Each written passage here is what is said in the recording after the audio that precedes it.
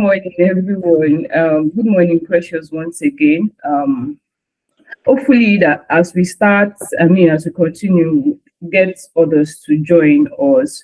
I think for a bit, some persons sent us a message and said they were having troubles joining. And so, hopefully, we get we have gotten someone to fix that. Okay, so we'll be starting now, and we hope that as we continue, we'll have more people join us. Um, so yeah, today, okay, so let me start with a bit of introduction. I'll introduce myself and then other people on the call, if you don't mind. All right, so my name is Oluwatoyin Oyedele, and I am a data consultant at Garnet Big Data. And with me on the call is our co-founder, Ruby Samuel. Good morning, Madam Ruby. Okay, so I don't know, you could just drop in the chats for those of us that are on the call. Can you just already on the meeting? So your name and what you do.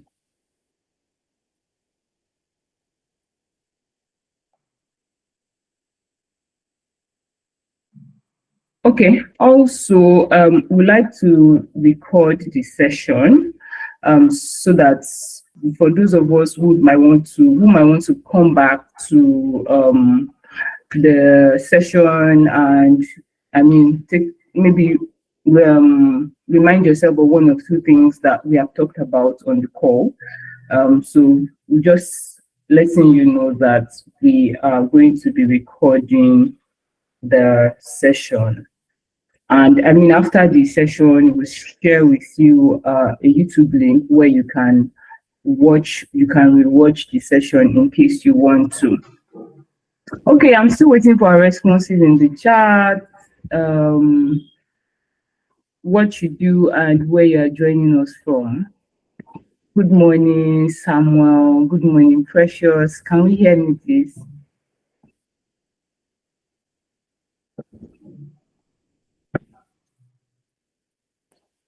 It's supposed to be. Hi, good morning, everybody. Hi, Precious. Good morning. Yeah, I'm Precious and I'm a product manager, and I'm joining from OPK State. Yeah, I think that's the boundary of Lagos and Ogun State. So. Okay. All right, great. Thank you. Thank you. Yeah. Okay, Samuel, if you don't want to speak, oh, great. Someone says the software engineer in Lagos. Okay, happy to have you on the call. We have one more person who has joined. Hello, Daniel. Good morning. Okay.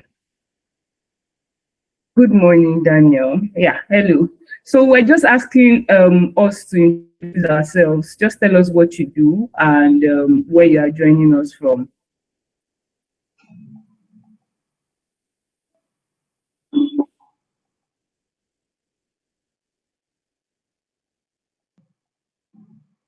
All right, so pending when we are going to get Daniel's question, response. Oh, great. Daniel is joining us from Port Harcourt and is a data scientist. Happy to have you on the call, Daniel. So once again, my name is Oluwatoyin and I am a data consultant at Garnet Big Data. And from Garnet Big Data with me is Ruby Samuel. And she's going to be our guest speaker today. Ruby has over 5 years experience working in data space as a data engineer. And over the period, she has worked on building pipelines, and also as a data scientist, she has worked on training machine learning models and AI models that have been very useful in different industries.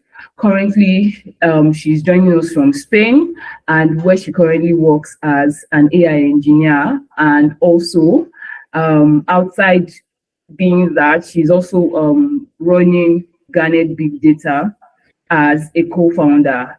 So yes, please join me and welcome our guest speaker, who is also the co-founder of Garnet Big Data, Ruby Samuel.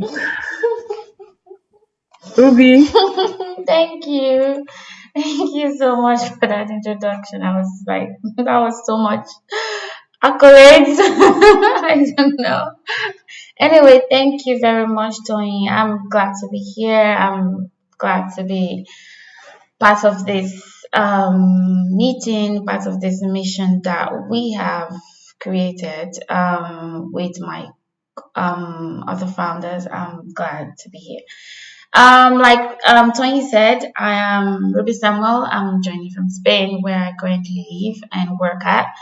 I also work I started in data space about 7 years ago. And I have grown from being a data analyst to be an AI engineer, which is currently my role now. And so I'm glad to be able to have this presentation with you, talk about what and how we can drive efficiency, how we can drive revenue and use it to our competitive advantage, especially in businesses and in roles such as this. In the meantime, though, we prepared a poll. I and Tony, we prepared a poll that I would love for each and every one of us to give answers to. In the meantime, I think Tony should be putting the link of the poll in the chat right now, and we should get started with the poll first. Tony? Yes, it's in the chat right now. Okay, so if we could just in 1 minute or less give some answers to the poll, just for us to check our knowledge, what we know, what we don't know, just a little bit of preparation, thoughts, or whatever.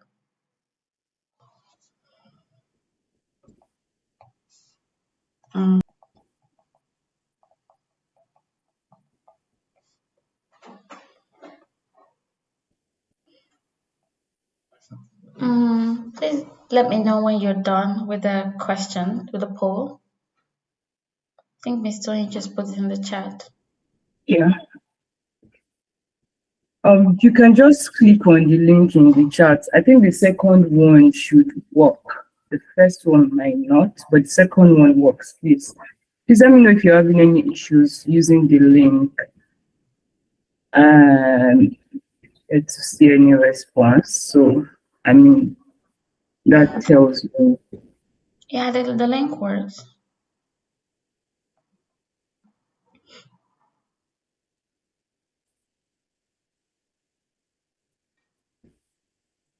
Okay, good morning, everyone. In case you're just joining, we are currently doing a poll.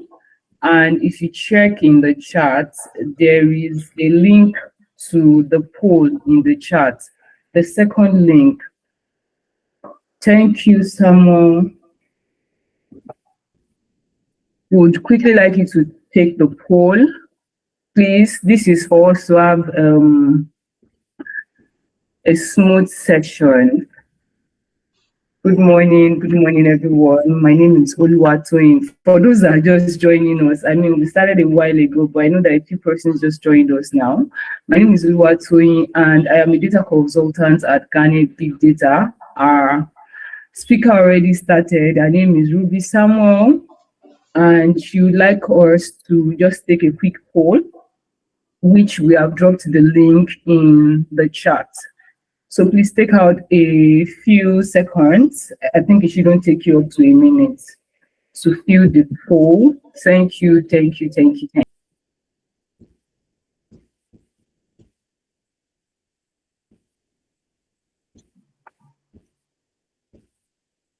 Okay, Ruby, I think you probably want to continue so that we don't keep people on the call. And then while they can also go ahead and do the poll.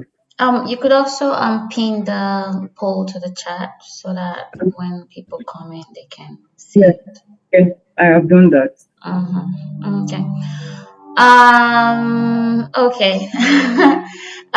So like our topic says how data and AI drives revenue, efficiency, and competitive advantage.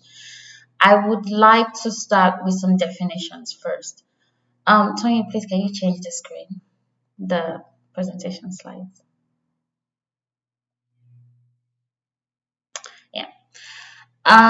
So let's start with some definitions first. What is data? Data is facts, just raw facts, figures, information. Just think of any information you could collect, think of any information you could record. It doesn't have to be processed, it doesn't have to be organized. That is data. It could be numbers or measurements. In that case, we call them quantitative. It could also be qualitative, like descriptions of observations, text, all of that, right? That is data. So if you think about the total sum of human experience on this earth, it's data, data of any form. Now, when we take this data that we've collected, we've recorded, and turn them into insights to give us information or to support decision making or to uncover patterns that just looking at the data won't give us, that's we then call that data analytics, right? um, Another definition I would like us to also talk about is artificial intelligence, which is the buzzword now. So more or less, I suppose people have an idea of what it means, right? Excuse me. AI, short form for artificial intelligence, is a branch of computer science that enables machines to be able to perform tasks at an intelligence level the same of human at the same par with humans, right? So tasks that normally would require human intelligence, now machines are doing that, right? So we see examples of AI in real life, for example, in virtual assistant, in autonomous vehicles, in healthcare. Tony, can you please change the slide? We can see it in healthcare, in smart home devices. We see it in finance and banking. We can see it in different areas, literally. For example, in virtual assistants, if we think of examples like Siri, for those who use iPhones, we can see it in Apple Siri, or Google Assistant, or even Amazon Alexa, for those who are aware of that. And what do they do literally? They help to schedule appointments, they send messages, sometimes they even set reminders and even like control your day-to-day home devices. For example, you could connect Alexa to your light and temperature buttons at home sometimes.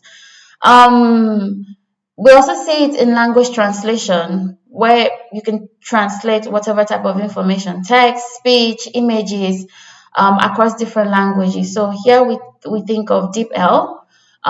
Google Translate is also like a good use of AI, for example, right? We see it in education, where some platforms give personalized content, learning experience, depending on your level, depending on individual students' performance and knowledge area, right? We can see those tools. For example, I think Duolingo, the language platform, does that. For example, if I already know a language to a certain degree and someone who doesn't know the language, we would not be on the same learning curve, right? So that is an example of AI in action there. A more recent one, if you are a friend or you are aware of Elon Musk, more or less, right, is self-driving cars, autonomous vehicles, right?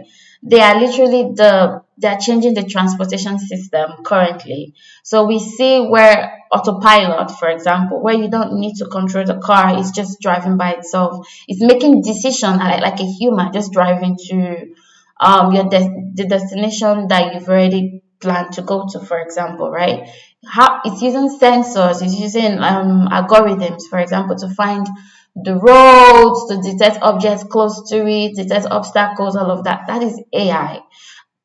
We can see it in different form. We see it in healthcare, we see it in retail, shops like Shopify that analyzes your behavior when you use the platform and then suggests products based on these purchases, right?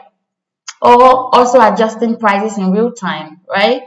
And for example, you can never run out of a product on Shopify, for example. There's always, it's also tracking like stock levels, managing restocking. We see use of AI there. In areas like finance and banking, for fraud detection, for loans, for we see also AI playing a big role there.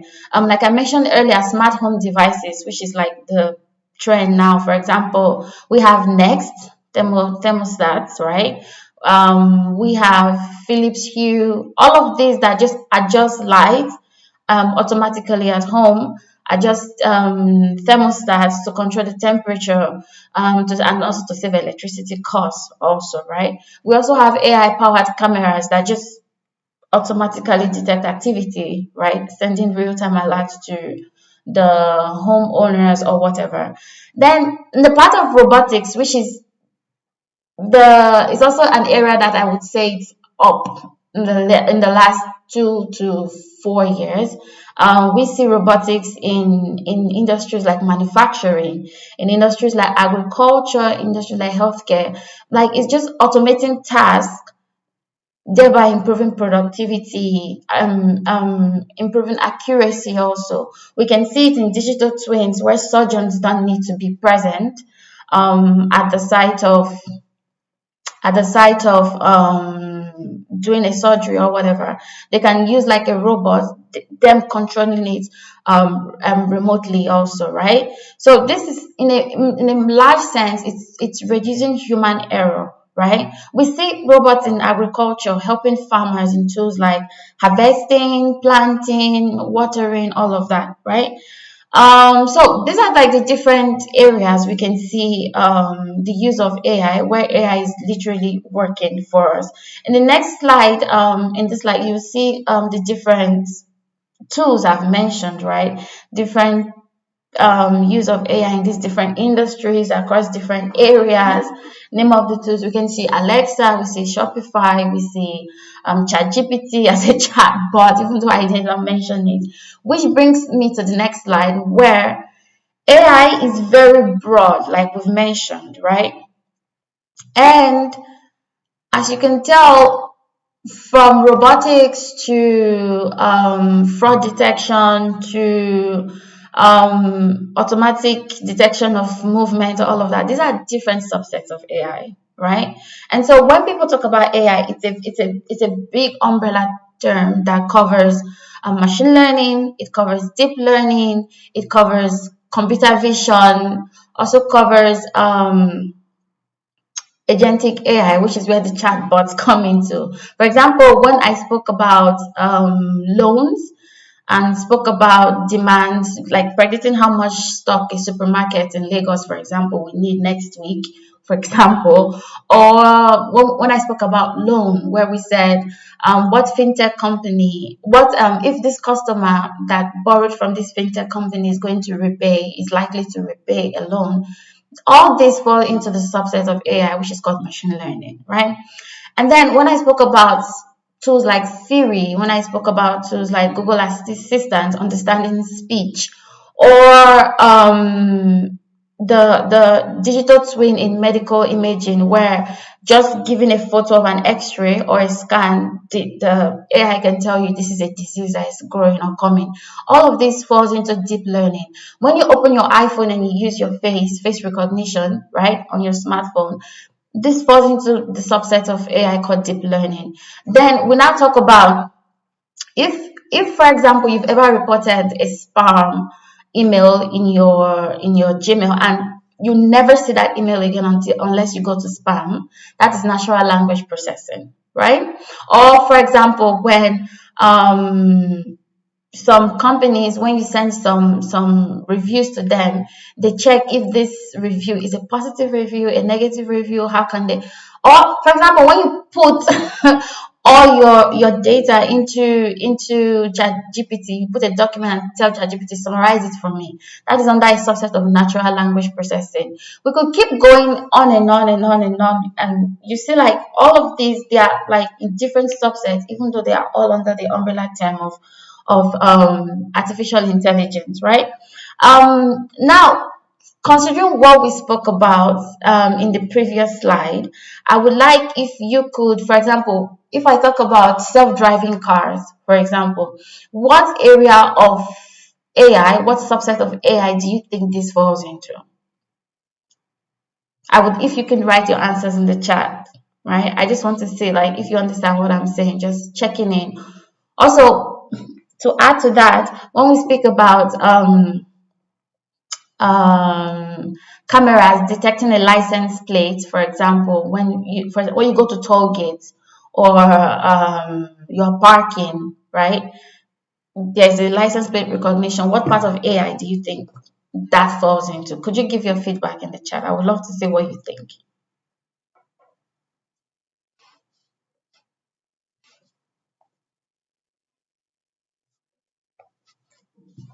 All right, Ruby, can you take the question again? I mean, some persons might not have. Okay.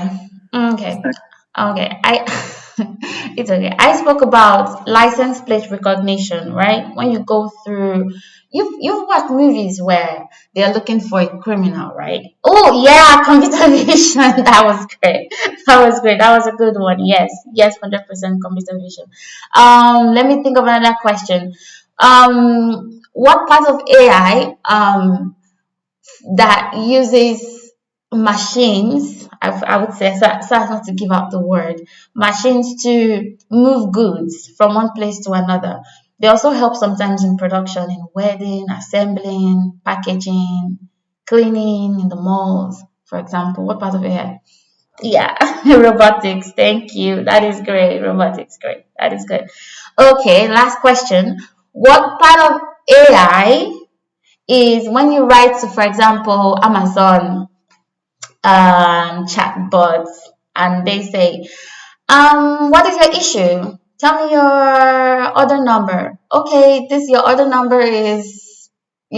is in Abuja, for example. It will get to you in 3 days. What part of AI takes actions autonomously without the help of humans? Who can guess that? What do you think? Chatbots, yeah, but that's not a subset of AI. It's under something. Chatbot is under something. AI agents, yes, agentic AI. Yeah, very good. Yeah. So we see them, they take actions, they will order inventory. We see them handle complaints from customers.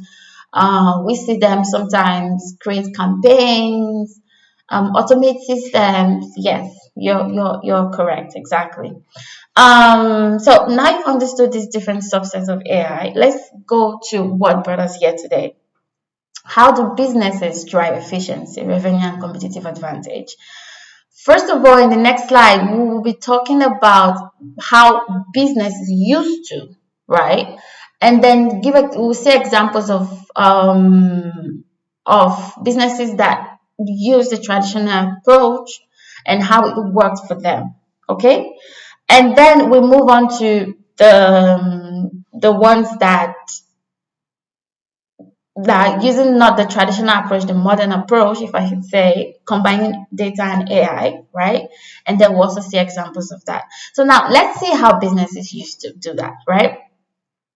In the old times, when a small business or just a business in one location, right, when they started, after about 2-3 years, I would say, they built experience and intuition, right? So we see managers, we see founders relying on personal judgment, like, oh, this happened 2 years ago. Customers usually react like this, which was great because they were closer to the market, right?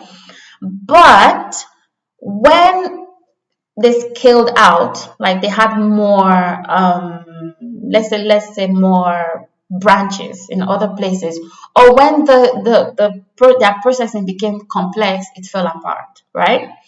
Another thing that we saw, another approach that businesses used to take was historical reports. Now we have modern analytics, but in the old times, businesses, organizations, right, they relied heavily on like manually taking all this data, right, quarterly or monthly, right?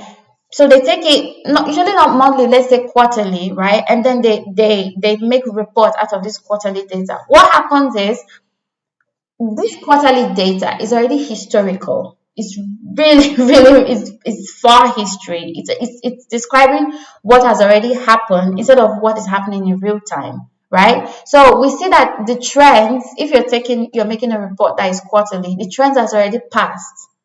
They've already formed, right? So by the time the report is out and the leaders are saying it's a problem, this has already been growing for weeks, right?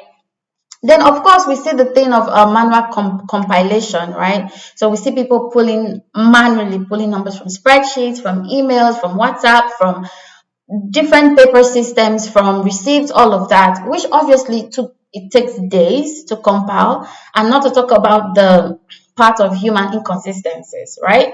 So that was also another bottleneck. So what happened is, after the leaders saw the problem after the fact, not during. Okay, not during. So instead of leaders playing they were just playing catch up instead of just anticipating. Another problem we see that businesses did was in their, for example, they released the product and their market sample size was really small, right? So not only was it really small, so because of that, they make this product for this, they get results, right? They get interviews, results, all of that from these small samples, and then make a product for people based on these small samples because they couldn't reach a lot of people, right? And for example, I think there is a product, when the vitamin C face wash product first came in Lagos, I remember this correctly.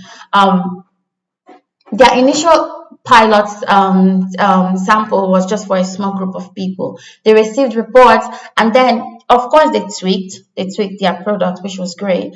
But then when they released it into the market, into the larger market, they saw that there was a problem which they would have gotten if they had made their research like in a bigger market, right? Another way that businesses used to face this also was the rule of thumb. I call it the rule of thumb, right? It's like businesses relying on simple heuristics, like for December we will keep 10 weeks of inventory, for example, or my competitor is charging 500 naira for this product. Let's charge 5% below. These have real limitations because you are leaving money on the table. You're leaving money on the table. You're pricing. You're just what is your profit in all of that, right? You're saying keep 10 weeks of inventory, but you're ignoring promotion season. You're ignoring seasonality. You are ignoring regional differences because, for example, the stock you keep in Lagos is going to be different from the stock you keep in, for example, places like Port Harcourt, for example, right? So we then have a problem of overstocking in some areas and understocking or shortages in other areas, right? When you say let's price 5% below our competitor, you are not thinking about your customers. You're not thinking about how good your product is. Therefore, they are willing to pay. You're not thinking about what makes your product stand out.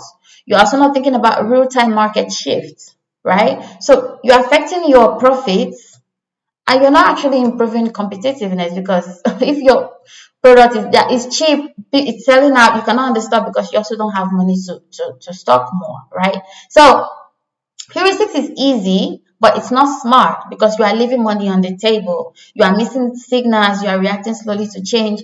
And as we know, market is really dynamic, right? So these heuristics, these simple things are increasingly misaligned with reality, right?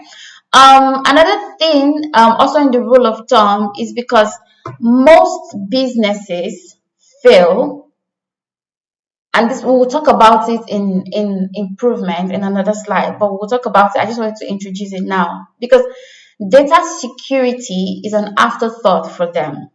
So we see businesses putting all their data on WhatsApp, which is not a bad thing, don't get me wrong, right? But what happens when you lose your phone?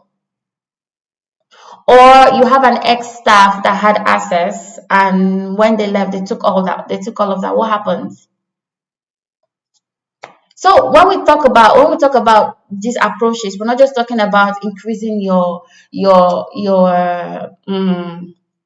money, your profit, or whatever. We're also talking about protection, data protection, controlled access, cloud security, and all of that. I'll give a real life example, right? Let's talk about Konga, right? Can you go to the next slide, please? Let's talk about Konga. Konga is everybody knows Konga, right?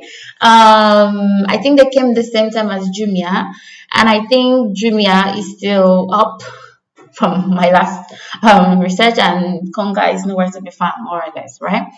What happened to Konga? One could argue that the problem was that investors stopped funding the business. Yes, that's true. But also a lot of things went wrong. Their business model went wrong, right? They tried to be Nigeria's largest online mall, focusing on like profitable niches, which was great, right? And then we saw that they were trying to get more customers, so they made some bad business decisions. For example, pay on delivery. Nigeria as a country is a very low risk society. And so that pay on delivery is risky, is expensive. They just came up. They were just coming up in their second year. They're already doing nationwide delivery, and in most cases, it was free delivery. This is burning cash. You are not looking at your data to know that actually you can't afford that, right? You can't afford that. Also, poor quality control from people who were selling on Konga. If I remember correctly, when you use sites like AliExpress or what's the other one, DHgate, when you order something and you report, oh, this is bad quality, they return your money, and sometimes they don't even bother even letting you ship back. They'll like just take it. And so now this will frustrate the merchants and be like, okay, I should not sell like rubbish on the platform. But they were not doing that. Konga was not doing that, right? Now, if they had looked at their data, they would have seen, oh, this is what is happening. We should control that, right? But they didn't. So that is one way. Like Konga was literally focusing on a traditional business approach without using their data to drive like efficiency for them, right? And so the business model was just unsustainable and it fell. Now, how can businesses do it better? This is what I would like to talk about. Like if they are to face the actual data-driven approaches that we've seen lots of businesses do and they're doing correctly and it has worked for them. Now, one thing we will start with is in every data-driven approach, the foundation, which is the data pipelines, is the major system. What do I mean? I mean systems that collect, that clean, that moves your data from every source. A traditional business gets data. Let's think of a generic business, right? It takes data from POS, for example, sensors, from their supply chain, inventories. Like there are different sources, there are different places your data can come from, right? Now, if you have a pipeline that moves all this data from every source into a unified environment, it can be like an Azure data factory or a data warehouse. It can be Google Cloud, depending on whatever. Hell, it can even be like you don't have to even pay for Azure or anything. It can be like just a simple platform that brings all your data into one place. What does this ensure? It ensures that your data is consistent, it's accurate, right? It's timely. Because without this foundation, you cannot build a dashboard, you cannot automate anything, you cannot even do AI, whatever. Everything is going to collapse. Let's think of it as the heart of the circulatory system of the organization, right? So everything lies on pipelines, data pipelines, systems that collect, clean, and move your data. After that, we go to dashboards, right? You've gotten your data. You want to answer questions based on your dashboards, right? So you move, for example, operation teams, right, could see through this data, from this data through your dashboard, could see where there are bottlenecks, where there are problems as they are happening in real time, like same day, even same hour, I would even say, depending on how often you are running that pipeline, right? They can also see where stock is running out and act immediately. Your sales team can see customer behavior in real time. They can also track the performance of a product that they've launched in real time. Leaders don't have to wait for monthly reports. They act in the moment because they can see this data in real time, right? So that is dashboards. Analytics, right? Apart from having visibility into what's happening, right? You can also do analytics. So analytics is like not just knowing what happened in the past, but also knowing what to do next. Okay, what do I do next? So now I will check. The customers are complaining about this product. Why are they complaining? So we're doing diagnostic analytics, right? What is the problem? Let's say it's in shipping. What is the root cause of this shipping problem we are having, right? Okay, that's one part. That is diagnostic analytics.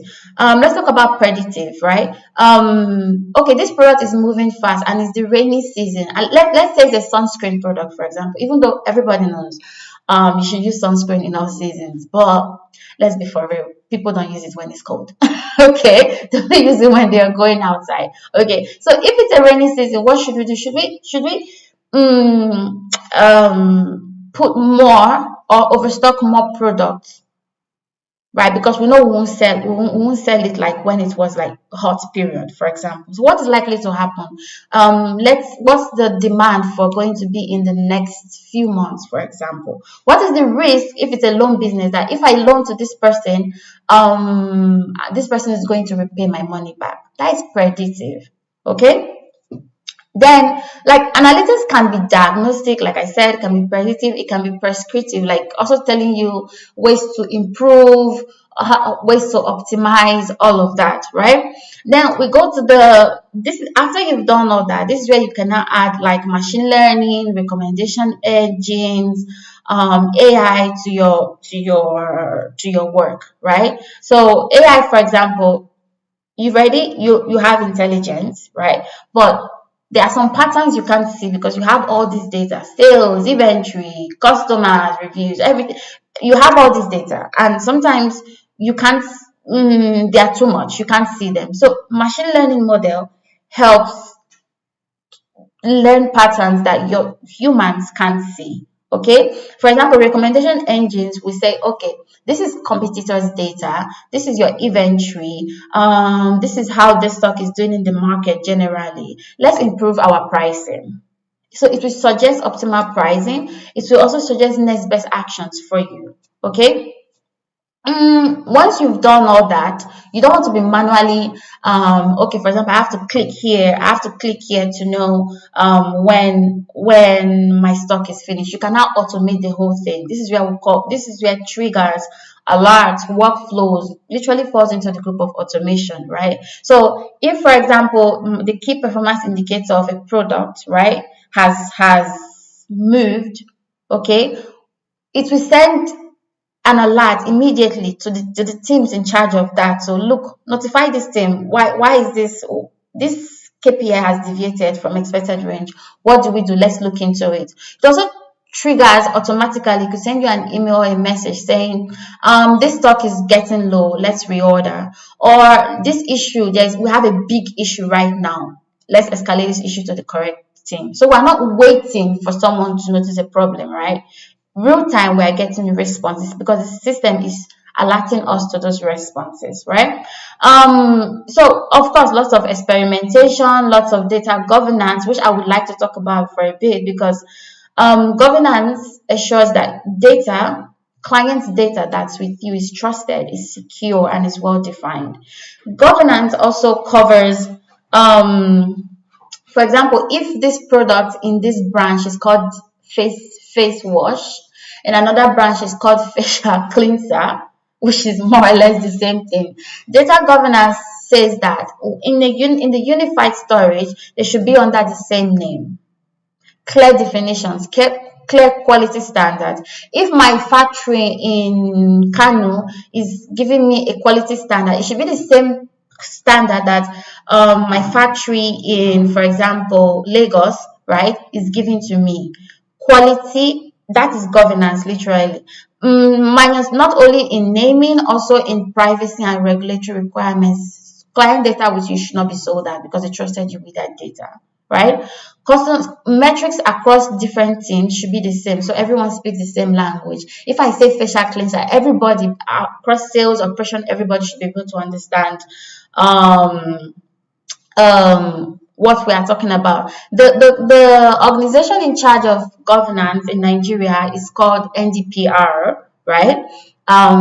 They literally are very strict about it, even though it seems like they're not working more or less, right? But that's the organization in charge. Also, we see in Europe GDPR. I think in US it's called I do not remember at the moment, but you're right.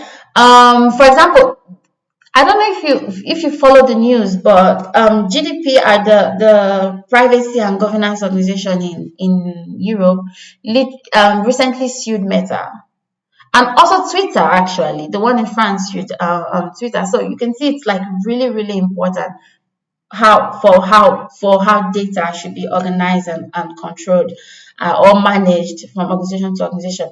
A real life example of a data driven approach, after I've said all of this, is Coca-Cola, right? I would like to talk about Coca-Cola because we've spoken about how Conga failed and all of that. Now, Coca-Cola, we see that data analytics and consolidation helps Coca-Cola. Everybody knows Coca-Cola. They're in every part of the world, literally. So now think about an international business as such, right? How leaders will have to be pulling data, for example, and if they want to look for something, they have to press there, taking time to get their report, for example. So what happened is before Coca-Cola adopted data analytics and consolidation, they spent 45 minutes every morning, literally, manually refreshing a single sales report, right? And it could take days pulling, for example, rows of data from different branches and headquarters, from different systems. It could take days putting all this data and making a report, right? So what happened is they decided to eliminate this major bottleneck that they did. So what they did is they used Tableau. Everybody knows Tableau is like a reporting analytics tool, right? And with Tableau, not only does it integrate all the data from 100 different systems, right? This consolidation also helps, like, now we have consistent metrics across organizations. So Coca-Cola, the leader at the top, wherever he is, can get data from the US, can get data from Nigeria, can get data from Saudi Arabia. All of them speaking the same language, literally. Same column name, same arrangement and all of that, metrics, consistent, accurate metrics across the organization, therefore reducing confusion in conflicting reports and all of that. So now we see that reports at 4 a.m. every morning, actually I think it's 5:30. I think it's 5:30. 5:30 every morning, reports update automatically, pulls data from all the places, consolidates it, refreshes the dashboards. The leaderships are getting fresh numbers instantly at 5:30 a.m. every morning. This is something that analysts were wasting time on usually to do in manual tasks. And also, not only that, because Tableau is not only available on laptops, it's also available on mobile, right? So people who are in the field, let's call them field reps, right? They could access customer data in just 2 clicks, literally, right? Answer questions on the spot when they go for store visits. They don't have to look through tons of data to get the information they are asking for. So instead of spending time digging through data information, where is it, where would it be, doing mathematics and all of that, they spend more time being productive, spend more time selling, right? Instead of that. So obviously this is improving sales, this is improving executive decision making rapidly in real time, right? Because they have real time visibility into all the operations, into the budget, into how profitable everything is. And they can also see, like, from the top, they can drill down to see what is okay. I have this data, what is not performing, what is performing, right? So with data-driven analytical approach, Tableau, Coca-Cola, through the help of with integration with Tableau, was able to consolidate their data, improve their profitability, also react faster to operational issues when it happened. Now, let's talk about you. How can you use your data in your day-to-day, in your organization? Like, how can you apply all what we've spoken about in your business, say, starting from today, in fact, or tomorrow morning, or Monday morning, right? Like I've mentioned earlier, if I'm to divide all I've spoken about into 3 different phases, right? We'll have, number 1, foundation, the foundation setup, intelligence, and optimization. That's literally it, right? First question you should ask yourself, what is, like, I think the problem is most people jump straight into technology. They jump straight into AI, but your foundation is not okay. Like I said, the foundation is the main thing because everything builds on the foundation. The rest of them are just little optimization, efficiency, and all of that. You should ask yourself 3 questions. Where are we losing money? Right? Start with the problems you're having. Where are we wasting time? Where am I blind in my business? I don't really have an eye into it. For example, am I overstocking sometimes, and why am I overstocking? Or is there stock missing sometimes? Are there slow sales, right? Am I getting the pricing I'm putting on things? Why am I losing customers? Why is there fraud? Why am I losing money? Right? Ask yourself the why, right? After you've done that, then you identify the data you already have. Every business in Nigeria, and I mean every, the thing is, most people tend to think like they don't have data. Every business in Nigeria has data. They have more data than they think. Like I said, POS receipts, WhatsApp orders. Your POS receipt can be in image form. Like I've mentioned, AI can work with image, right? Could work with images. POS receipts, WhatsApp orders, bank transactions, your inventory logs, your customer lists, delivery records, performance sheets of all your staffs, your social media engagement. It doesn't have to be big data. You just need useful data, right? After that, you clean and organize the data. Even in Excel, you can do it. You don't need like a big tool or a special tool. You can do it in Excel. You can like standardize your product name. For example, the example I gave earlier about it's face wash here, it's facial cleanser here. Put the product name into one in your Excel, right?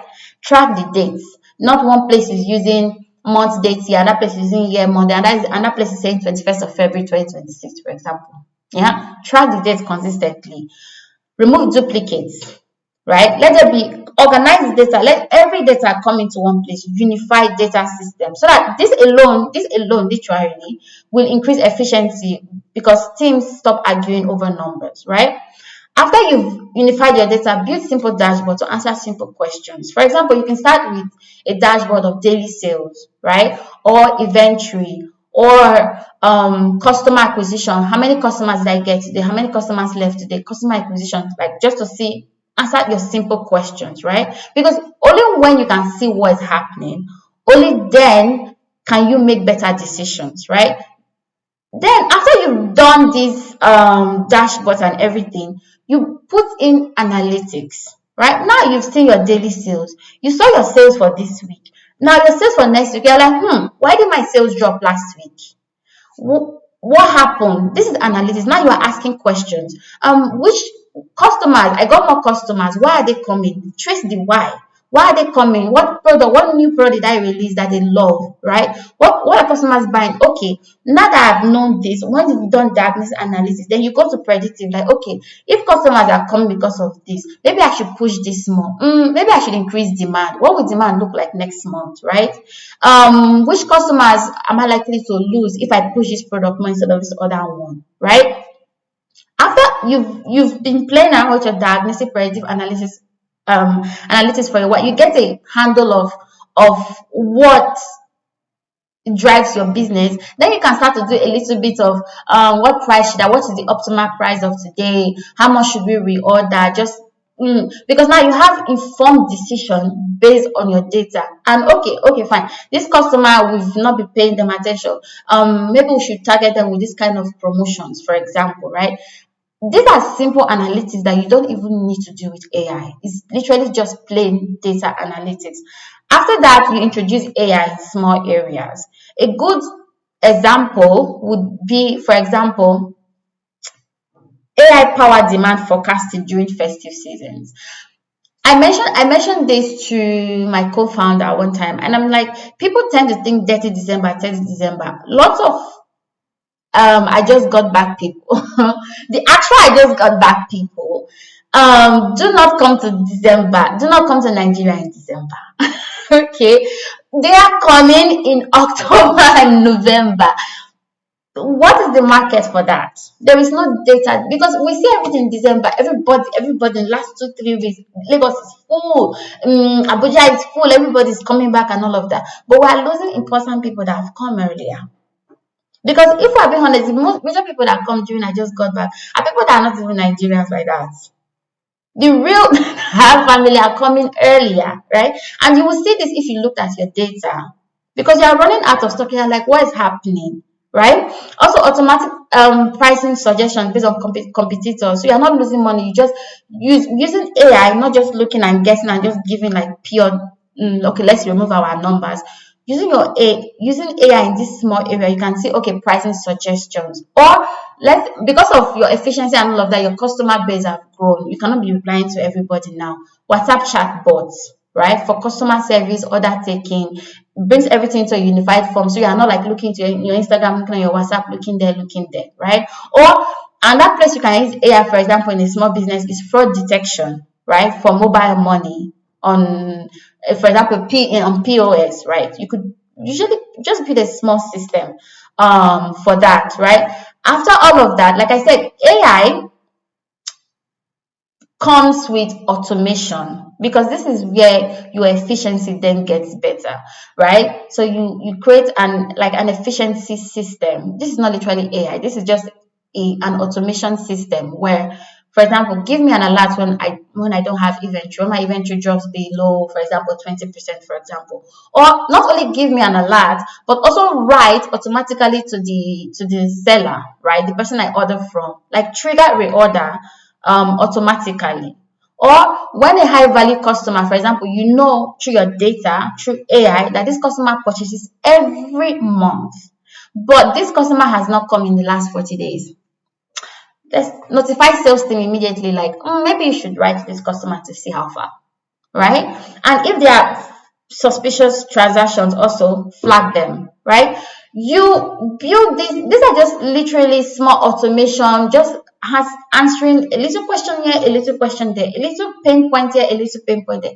For you've built a culture of data analytics, you build a culture of efficiency, and after that, because now you have more money and more things to try, you can now decide to experiment, test new ideas, improve continuously, measure the outcomes, run A/B experiments. I call them A/B experiments. You can test 2 price points and see. You can play around with this, but obviously you cannot play around with this when you don't have efficiency built in the first place. Every small business, in everything we've spoken about, right? Every small business needs clear definition of what they are looking for, the data I have, and also owning the data, controlling access to this data, having awareness of privacy, ensuring consistency and trust. It literally goes in the entire full circle of the data analytics of a business. Okay, let's think about an example of a distributor in Lagos or Nairobi, for example, right? Takes data from POS, right, and WhatsApp orders, gives a simple dashboard to show daily sales and all of that. Use predictive analytics to forecast demand, for example, by region, sets alerts for low stock, right, and use AI to recommend like other quantities. Then after that, you can decide to run A/B testing on different pricing in different neighborhoods. So we see, if we think about it, we are having reduction in stock out, lower working capital, right, tied in inventory because we're not losing money. We are having higher profit margins from smarter pricing, and we're making our decisions faster in real time, realistic ones, right? So this is just a way you can use data, which now brings me to the next point, because we're talking about, and all these things it's not hard, I promise you, it's not hard, right? And all these things can look like big language, for lack of a better word, right? It could look complicated and all of that, which is why we are bringing up a training, data literacy 101, right? Here we will be teaching non-technical staff to make smarter, faster, data-driven decisions, because it might look, we are talking plenty technical, we're talking plenty grammar, but it's just, you will see in this training, right, what counts as data, unstructured, structured, customer, financial, everything, right? You also see in this training how to read data correctly, because now I've spoken about dashboards, I've spoken about KPIs, I've spoken about charts, like how do I even understand them, right? How do I spot trends from these dashboards? We will learn that in this training. Also, how to ask the right questions, right? Not just with the data, but what to ask. For example, if I see this number, how do I question this number? How do I identify that there's a missing data? How do I challenge? Okay, I got this number. How do I dig deeper to turn this problem into data questions? So here we'll be teaching you how to spot outliers, incomplete data, human bias, for example, in interpreting data. We'll be talking about all of that in this training. Also, basic analytics, right? We'll be doing lots of dashboard. Actually, we'll be doing lots of exercises, not just speaking, right? It's really easy. We'll be reading dashboards, answering questions, how to identify trends in a simple data set, how to spot errors in a report, how to make a recommendation based on data. We'll do group discussions on real business scenarios, right? This training will be coming up next month, and I would like for us, quite currently we have a wait list. So if you would like to join the wait list, we'll leave a form in the chat where you could indicate your interest, because we've spoken about data now, and some of these things might look foreign to you, but I hope, like, at the end of the training you'll be able to understand, putting together all the knowledge you get, because we'll still be reiterating some of these things we said here, right? So you can see, this is how I can use my data to drive efficiency and revenue and give me a competitive edge in my business amongst all my competitors. Thank you so much for your attention. Thank you so much for your time. I would like, if there is questions, if you have some questions, some doubts, some comments, discussions, let's tailor that now. All right. Thank you so much, Ruby. It was, a very insightful session. Thank you for walking us through, how businesses can use data and AI. Some people just think AI is maybe just about ChatGPT or some of these AI tools. But these tools are way more. For some businesses, what they even need is just a basic dashboard and they are good to go. Okay, so thank you. If you have any questions, comments, or doubts, please feel free to indicate with a raise of hand, or if you do not want to speak, you can just drop your question in chat for Ruby to take your questions. Pending when we are waiting for questions, like Ruby said, Ghana Big Data is going to be hosting a training next month. And it's basically about data literacy. I mean, I know that for some of the things she has said on this call, if you don't have data background, like I think Daniel said he's a data scientist, you may not really understand that. And so if you're looking at having full insight, in-depth insights of what you can do as a person, as a business owner, how you can even contribute to your organization. Let's say I work in HR, but I want to start contributing into my company or doing stuff around data. I mean, like every department now is using data for most of what they are doing. For example, there's now HR analytics. So how can you as an individual even contribute in your department or in your organization with data skills? So this is what this training is majorly all about. And like we said, you can join the wait list for the training. We have put the the link to indicate interest in the chat. Just click on that, indicate interest, and we'll send you full details about the training soon. Okay, questions, comments, doubts, anything you're not sure about, please, we are here to learn. We are here to take something home. It's been like, some of us have been here for over 1 hour because, I mean, people joined late, so we started late. So, I mean, you should not spend 1 hour of your time here and not take something tangible home. Yeah. There are some concepts that Ruby may have talked about, discussed, and you don't understand. Please feel free to ask questions, or, I mean, maybe you want to also make contributions. It's very much welcome. Okay, so I'll be looking in the chat now and see if there are any questions or comments.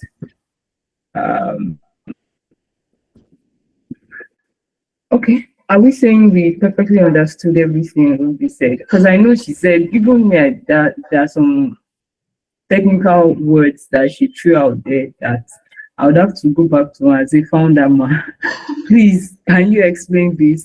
And that's because I have access to her, but I know that some of us, I mean, most of us on the call don't have access to her, so this is your time to ask your questions. Okay. Okay, so if you don't have questions, then I have questions. And I would expect you to drop your answer in the chat if you know the answer. So from what Ruby said, she said that as a business, when you want to start implementing data analytics and AI, what's the first thing that you should do? Can someone help us in the chat? I'm not even one person. I want to see what you have learned from this session. So can you drop your comments in the chat? As a business, everyone, you're supposed to respond to this. As a business, when you want to start implementing data and AI, what's the first thing you should do? What should be your first consideration? Let's hear your thoughts. Let's know how much you have taken away from this session. I know it will take a while to type, so if you want to speak, it's fine. You can just unmute your mic. So I know it will take a while to type if you're not speaking. So I'll just give about a minute there about for us to drop our comment. So the question again is, I mean, we have discussed about how data and AI, what the definitions, what you need to do, what organizations have been doing, also about what you need to do. So now the question is, let's say you are a business owner, or even you are a team member in your team, you are in, say, sales team, for example, and you are now starting to look at how you can use data and AI to do better at your job. The question now is, what's first thing? What is your first consideration? I've not seen any comments, so now I'm scared. Great, thank you, Daniel. I've seen a comment from Daniel. Thank you. I'm waiting for other comments so that I can read them all together. I'm waiting for other comments. So Daniel says, start with the question you want answered, then look at your data, the data you have. Yes, Daniel, I think the first line even just answers my question. Start with the questions you want answered. I want more comments, please. in the chat. Let's know that we all got this.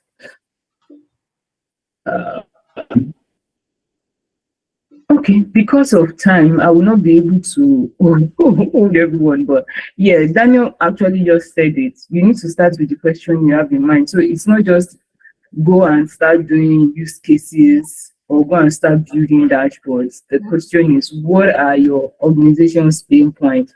What are your department's pain points? What are the things that we want done? What are the things that are affecting us?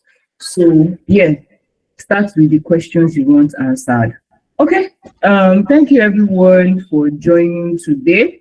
We really appreciate you taking our time to stay on the call and learn.